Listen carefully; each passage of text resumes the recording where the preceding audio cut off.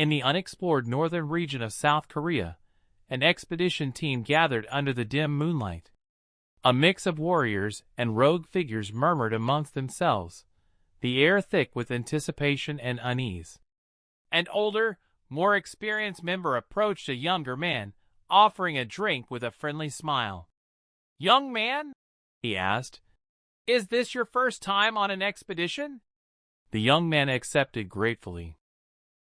"I've been to gates and dungeons, but this is my first time in an unexplored region, which is why I'm a bit nervous." The veteran chuckled. "Huh? You better prepare yourself. These places are untouched for hundreds of years, bound to be filled with ancient monsters." The young man's confidence wavered, but he found solace in their leadership. "But our expedition team leader is from the famous Lee clan, right? He must be really strong." The older man's expression soured. "Aw, you mean him?" He scoffed. "He's an illegitimate son. So weak, he was banished from the clan." He glanced over at their leader, Cheol, sitting alone. "He lacks talent and tenacity. A 7th-ranked martial artist at his age. How can we depend on someone like that?" A hooded figure approached their leader. "We'll get moving again."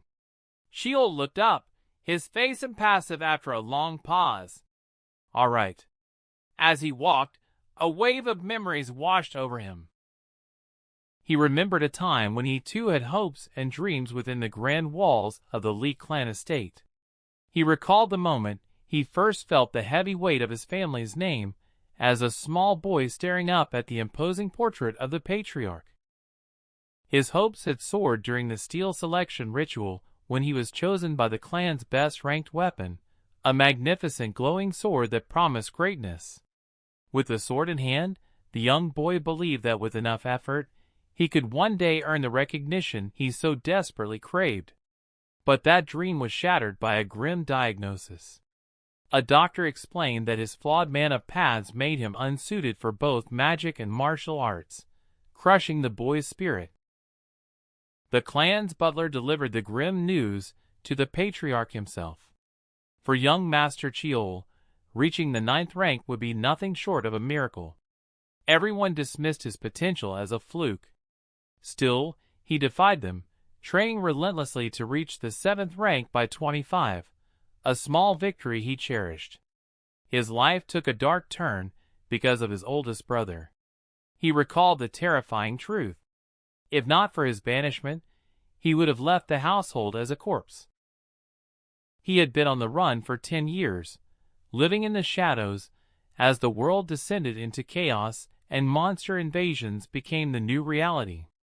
As the world fell apart, he found an old newspaper seeking any information he could on the expanding unexplored regions. But instead, he found a shocking headline. His father, the legendary patriarch of the Lee clan, had passed away. Before he could process the news, 2 cloaked figures appeared behind him. Young Master Cheol, his blood ran cold. Shadow Sword Squad. He demanded to know how they found him, but they simply presented a letter. "This is a decree for you." As he read the decree, a chilling vision of his brother flashed in his mind. The messenger gave a simple, ominous instruction. "Well, see you in an hour."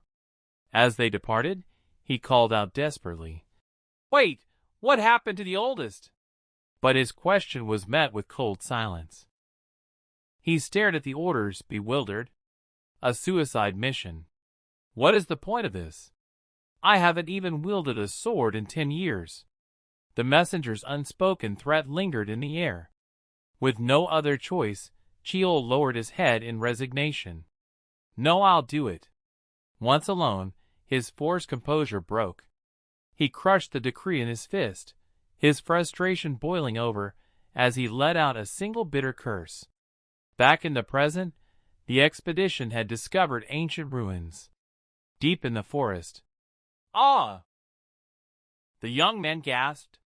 "It's so well preserved." A hooded figure gave the order. "We're going in." As the team entered, they were met with a horrifying sight that froze them in place. Why the hell is that? Before them lay the colossal skeleton of an ancient beast surrounded by a carpet of human bones. The team stared in shock, whispering, "And an ancient monster's corpse." One of the hooded figures spotted their target and gave a chilling command. "Begin." Before the young man could even ask what he meant, a blade slashed across his throat. Cheel watched in horror as the Shadow Sword Squad turned on the unsuspecting expedition members, cutting them down in a bloody betrayal. He lunged, grabbing one of the assassins by the collar, his voice shaking with rage. Who was behind this? The man's answer was cold and direct, confirming his deepest fear. The leech? He elaborated on their grim task. "We were ordered to bring you all here and to kill you as cleanly as possible." A cruel smirk formed on his lips. "Well, of course, that is if you don't resist."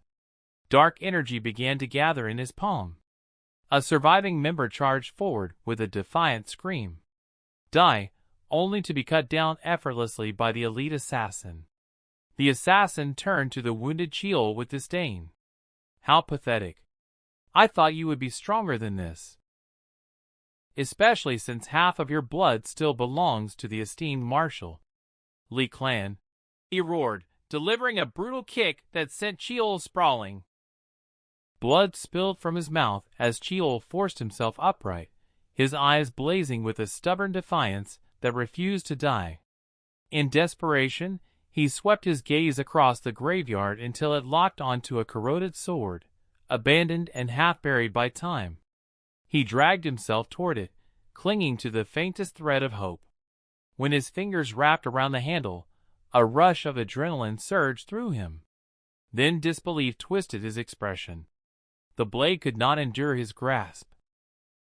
It disintegrated into black ash, crumbling between his fingers as he breathed a single word. "Why?" The assassin laughed coldly. "I never thought a member of the Lee clan could be this pitiful. Still, I'll grant you a death worthy of your name." He struck without hesitation. As the final blow fell, Cheel's world dissolved into darkness.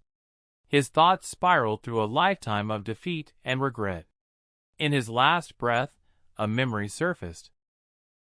His father, Lee Ti-shin, speaking solemnly of someone called Yu Yong. When we found her, she was already. Another vision followed. The clan patriarch and the butler, Choi, their faces weighed down by silent grief. Then awareness snapped back with violent force. Sheol stared down in shock, not at his broken body, but at the small, flawless hands of a newborn. He lay in a cradle reborn. "These are my hands,"